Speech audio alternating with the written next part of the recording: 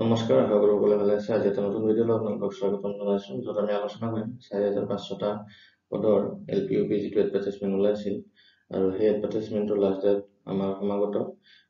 যদি কোনোবাই এপ্লাই কৰা নাই এতিয়ালৈকে এপ্লাইটো কৰি দিব, কাৰণ মই আগতে কৈছোঁ লাষ্ট ডেটলৈকে ৰখি থাকিব নালাগে, চাৰ্ভাৰ ডাউন হোৱাৰ চান্স যথেষ্টখিনি থাকে। চ' সেই এডভাৰটাইজমেণ্টটো এপ্লাই কৰোঁতে বহুখিনি কেণ্ডিডেটে মানে ভুল কৰিছে, আৰু মোক বহুখিনি কেণ্ডিডেটে পাৰ্চনেলি হওক বা কমেণ্ট ছেকশ্যনতে হওক মেছেজ কৰিও আছে। বহুখিনি কেণ্ডিডেটে সুধি আছে যে কি কৰোঁ, এতিয়া ভুল হৈ গ'ল। চ' গোটেইখিনি আমি এই ভিডিঅ'টোত আলোচনা কৰিম। আপোনালোকৰ ভুলটো কেনেকুৱা হৈছে, কোনটো প্ৰকাৰৰ ভুল হৈছে, আৰু কিবা প্ৰব্লেম হ'ব পাৰে নেকি শেষলৈকে, ভেৰিফিকেশ্যনত মাতিবনে নামাতে আপোনালোকক। চ' আটাইবোৰ কথা আমি ভালকৈ আলোচনা কৰিম, আৰু সমাধানটো আমি ইয়াতে নিশ্চয় আলোচনা কৰিম, কেনেকৈ আপোনালোকে প্ৰব্লেমটো চল্ভ কৰিব পাৰিব। চ' ভিডিঅ'টো শেষলৈকে চাই থাকিব, স্কিপ নকৰি। আৰু আপোনালোকে যদি চেনেলটো ছাবস্ক্ৰাইব কৰা নাই, ছাবস্ক্ৰাইব কৰি দিব এনেকুৱা ভিডিঅ'বোৰ পাই থাকিবলৈ।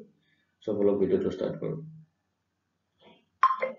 এতিয়া কথাটো হ'ল, ভুলৰ বহুতটা প্ৰকাৰ আছে, আপোনালোকক কৈছোৱে, আৰু সেই প্ৰকাৰ অনুযায়ী আপোনালোকৰ মানে সমাধানটো হ'ব।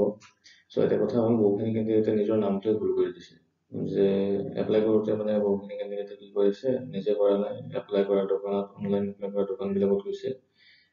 সিহঁতে মানে কি কৰে, যিখিনি কাষ্টমাৰ আহে কোনো কাষ্টমাৰকে মানে বহাই নথয়, একেলগে কামবিলাক কৰি যায়, আৰু যাৰ বিনিময়ত আপোনালোকৰ এপ্লিকেশ্যনবিলাক কৰোঁতে মানে ফৰ্মবিলাক কৰোঁতে ভুল হৈ যায়। দিব লাগিছিল বেলেগ ডকুমেণ্টছ, দি দিলে বেলেগ ডকুমেণ্টছ, বা আপোনালোকৰ মাৰ্কছবিলাক টাইপিং কৰোঁতে ভুল কৰে, নামবিলাক ভুল কৰে, এনেকৈ মানে বহুখিনি কেণ্ডিডেটৰ ভুল হোৱা দেখা গৈছে অনলাইন আবেদন কৰা প্ৰক্ৰিয়াত। চ' এতিয়া কথাটো হ'ল, কেনেকুৱা ভুল হ'লে কেনেকুৱা সমাধান আপোনালোকে ল'ব পাৰিব, বা কেনেকৈ চল্ভ কৰিব পাৰিব প্ৰব্লেমটো, সেইখিনি আমি এই ভিডিঅ'টোত আলোচনা কৰি আছোঁ। এতিয়া যদি আপোনালোকৰ টাইপিং কৰোঁতে নামটোৱে ভুল হৈ গৈছে, তেতিয়াহ'লে কিন্তু অলপ প্ৰব্লেম হ'ব পাৰে। আৰু আপোনালোকৰ যদি ধৰক ছিগনেচাৰ বা ফটো যিটো আপলোড কৰা অপশ্যন আছিল, তাতে যদি আপোনালোকৰ বেলেগ অপশ্যন মানে কিবা কৈছোঁ, যদি ধৰক ফটোৰ সলনি যদি আপোনালোকৰ ছিগনেচাৰটো আপলোড হৈ গ'ল, বা ধৰক ছিগনেচাৰৰ সলনি যদি বেলেগ কিবা এটা আপলোড হৈ গ'ল, ফটোটো আপলোড হৈ গ'ল, বা বেলেগ ডকুমেণ্টছ আপলোড হৈ গ'ল, চ' তেনেকৈ অলপ প্ৰব্লেম হ'ব পাৰে। চ' সেইখিনি কেনেকৈ চল্ভ কৰিব পাৰিব সেইখিনি জনাই আছোঁ।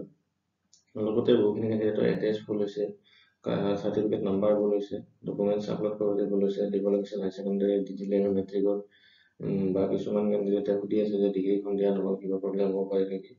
চ' এতিয়া কথাটো হ'ল, যদি আপোনালোকৰ নামটো ভুল হৈছে, তেতিয়াহ'লে সেইটো অলপ ডাঙৰ হ'লে, কাৰণ মেইন প্ৰব্লেমটো হ'ল, আপুনি এপ্লাই কৰিছে, আপোনাৰ যদি নামটোৱে ভুল হৈ যায়, তেতিয়াহ'লে সেইটোতো প্ৰব্লেম হ'বই। এড্ৰেছ অলপ চলপ যদি ভুল হৈ যায়, তেতিয়াহ'লে আপোনালোকে ডকুমেণ্টছ ভেৰিফিকেশ্যনত এইটো শুদ্ধ কৰি ল'ব পাৰিব। কিন্তু সেইবিলাক অলপ সৰু সুৰা ভুলত ধৰা যায়। কিন্তু যদি আপোনালোকৰ নাম ভুল হৈছে, ফটো বা ছিগনেচাৰ ভুল হৈছে, যদি আপোনালোকে চাৰ্টিফিকেটখন আপলোডে নকৰিলে, যিখন আপলোড কৰিব দিছে, এনেকুৱা ভুলবোৰ অলপ ডাঙৰ ভুল হ'লে গণ্য কৰা হয়। আৰু নিশ্চয় আমি কেনেকৈ সমাধান কৰিব পাৰে সেইখিনি আলোচনা কৰি আছোঁ। এতিয়া আপোনালোকক মই নাম্বাৰ এটা দি আছোঁ অলপ পিছত, ভিডিঅ'টো শেষলৈকে। সেই নাম্বাৰটোত আপোনালোকে এবাৰ DWE হেল্পলাইন নম্বৰ হয়, আপোনালোকে যদি কোনোবাই এনেকৈ এপ্লাই কৰোঁতে ভুল হৈছে, এবাৰ কথা পাতি চাব পাৰিব। আৰু যদি দৰকাৰ হয়, তেতিয়াহ'লে আপোনালোকে DWE অফিচ ভিজিটো কৰিব, আৰু ভিজিট কৰি বেছি দেৰি নোহোৱাতে আপোনালোকে যিখিনি ডকুমেণ্টছ দিব লাগে বা যিটো প্ৰচেছ আগবঢ়াব লাগে, সেই প্ৰচেছটো আপোনালোকে কমপ্লিট কৰি ল'ব, যাতে আপোনালোকক ভেৰিফিকেশ্যনত একো প্ৰব্লেম নহয় আৰু মাত্ৰ ভেৰিফিকেশ্যন। এনেই ঘৰত ধৰক ভুল হোৱা বুলি ভাবি ডিপ্ৰেশ্যনত পৰি থকাতকৈ মানে কামখিনি প্ৰচেছখিনি আগবঢ়াই থোৱাটো ভাল মোৰ মতে। চ' এই ভিডিঅ'টো আপোনালোকক আজি মই আগত আনিলোঁ আপোনালোকৰ আগত। ধৰক সৰু সুৰা কিছুমান ভুল হৈ যায়, সেইটো সকলোৰে হয়, মানে মেক্সিমাম কেণ্ডিডেটৰে হৈ যায়। ধৰি লওক এড্ৰেছত অলপ চলপ ভুল হৈ যায়, কেতিয়াবা টাইপিং ভুল হৈ যায়, বা ধৰক আপোনালোকৰ যিবিলাক ডকুমেণ্টছ সেইবিলাকৰ মানে ধৰক টাইপিংটো ভাল লাগে, মেইন কথা টাইপিংটো গোটেইখিনি শুদ্ধ লাগে। ডকুমেণ্টছ অলপ চলপ যদি আপলোড কৰাতে ধৰক অলপ ইফাল সিফাল হয়, সেইখিনি ডকুমেণ্ট ভেৰিফিকেশ্যনত ঠিক হৈ যায়। কিন্তু ডকুমেণ্ট ভেৰিফিকেশ্যনত মাতা চান্স যথেষ্ট থাকে যদি আপোনাৰ টাইপিংখিনি শুদ্ধ হয়। চ' সিহঁতে এনেকৈ ভাবি লয় যে টাইপিংখিনি এনেকৈ কৰিছিল, কিন্তু ডকুমেণ্টছখিনি মানে সঠিককৈ অহা নাই। তথাপি ডকুমেণ্টছ ভেৰিফিকেশ্যনত আমি চাম, যদি ডকুমেণ্ট ভেৰিফিকেশ্যনতো সিহঁতৰ মানে সঠিকখিনি নাপাওঁ, যিখিনি টাইপিং কৰিছিল সেইখিনি এতিয়া চাৰ্টিফিকেটত আমি নাপাওঁ, তেতিয়াহ'লে সিহঁতক আমি মানে ওলাই দিম ভেৰিফিকেশ্যনটো বা নিযুক্তি প্ৰক্ৰিয়াৰ পৰা।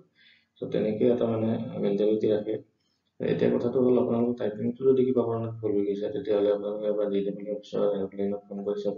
আপোনালোকক মই শেষলৈকে ভিডিঅ'টো হেল্পলাইন নাম্বাৰটো দি আছোঁ।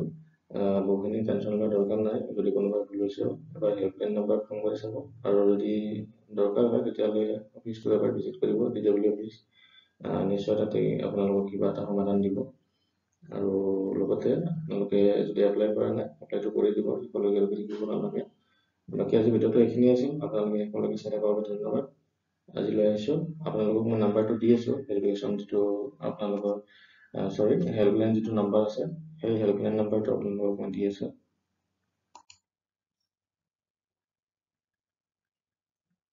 এইটো হেল্পলাইন নাম্বাৰত আপোনালোকে এবাৰ ফোন কৰি সুধি চাব। ৰাতিপুৱা চাগে 10টা মানৰ পৰা হেল্পলাইন নাম্বাৰটোত আপোনালোকে ফোন কৰিব পাৰিব, 3টা-4টা মানলৈকে। চ' এইখিনি সময়ৰ ভিতৰত আপোনালোকে ফোন কৰি এবাৰ আপোনালোকৰ প্ৰব্লেমটো সুধি চাব যে কেনেকুৱা কি প্ৰচেছ হ'ব এতিয়া। চ' এইটো আপোনালোকে নোট ডাউন কৰি ৰাখিব আৰু অতি সোনকালে যোগাযোগ কৰি ল'ব যদি ভুল হৈছে আপোনালোকৰ আবেদন প্ৰক্ৰিয়াত।